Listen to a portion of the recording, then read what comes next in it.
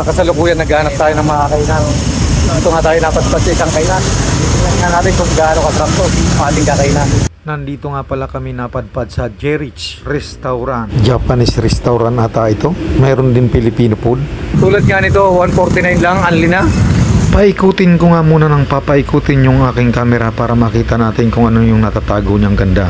Nandito naman yung ba't ibang uri na ng menu. Tayo mamimili ng makakain natin na. Dito naman yung aking magina, sila yung namimili na ng makakain nila. Sa lukuyan, magtatanong na tayo dito kung ano yung pinaka-best seller nila. Madama na pong best seller natin dyan. Tuna pa nga. Mga Japanese style pala itong mga kakainan natin. Kaya naman yung tuna pa nga. Ito yung nag-aalaga ng 280 ang isang order. Sa tingin ko, pwede gawa ng medyo may kataasan talaga yung panga. Nakamaganda dito, alamin nga natin dito. Unang-una yung presyuan. At pangalawa, yung lasa at lasa. Kung talagang aanggop na ba ito sa ating panlasa. Itong ating kakainan. Dito hanggang third floor sila. Pwede ka rin dito mag-inom. Anda dito itong kakainan natin. Makikita mo naman may pawid pa dito sa loob. Ito yung authentic yung datingan niya. Sa tingin ko, yung palang panalo lang. Yung lasa ng halang at lasa, yung ating alamin na. Ang kagandahan lang nito, madali lang itong mahanap gawa ng nasan dito lang tayo sa gitnang bayan. Uno. Ito tayo sa Dangbakal Street. San Mateo Rizal. Maganda yung mga palamuti nilang ilaw. Ito yung hapon. Nandun na nga yung mag-ina ko. Sila yung maakyat na. Ito na tayo maghahapunan. Ito nga yung second floor nila. Yung disenyo nila ay napakaganda at medyo napakagara nga.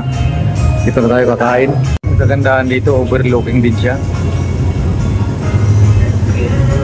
Ito talaga yung pinakamaganda sa lahat. Makikita na naman natin yung ating sarili dito sa salamin. Makikita ko na naman yung aking kagwapuan. Nagbibiro lang pala tayo.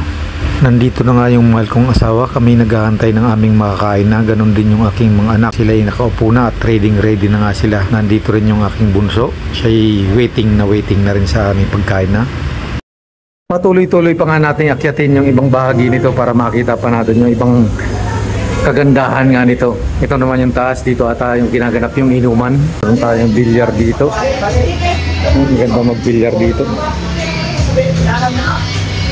Itong bahagi naman na to, ito yung minibar nila. Nandito na. Bakit tayo, sir? Kagandahan nga rito. Sila yung nagre-relax na. Shoutout sa inyo, sir. Shoutout po. Magandang gabi. Ang kagandahan dito sa salamin nila, ito yung touchscreen na rin. Makikita nga yung ating kagwapuan nito at kagandahan. Joke lang po. Dito nga yung Dangbakal na road. Kagandahan dito yung mga ilaw nila ito. Kala mo salagan ng manok. Anong oras yung operation naman ito? Start? Ano po, 8 ng umaga hanggang 2. Bigay sa atin niya ay soup. Soup ano ba yan? Soup number 5 o soup-soupan lang? Yun, dumating na nga yung lahat ng ating in-order. Ang kagandahan lang nga pala nito, itong ating mga in-order, ang pinaglalagyan nito yung mga gawa sa kahoy, yung mga plato nila, mangkok. Ito na nga yung crab and corn soup. Lalasapin ko na yung lasa niya.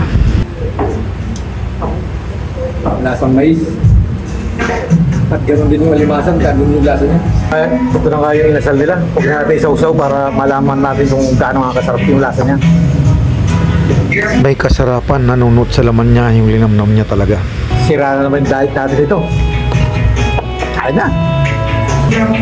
Gandaan nito, kahit di mo isaw-saw, malasang-malasa siya. Malambot at lutong-luto nga siya. Masarap nga.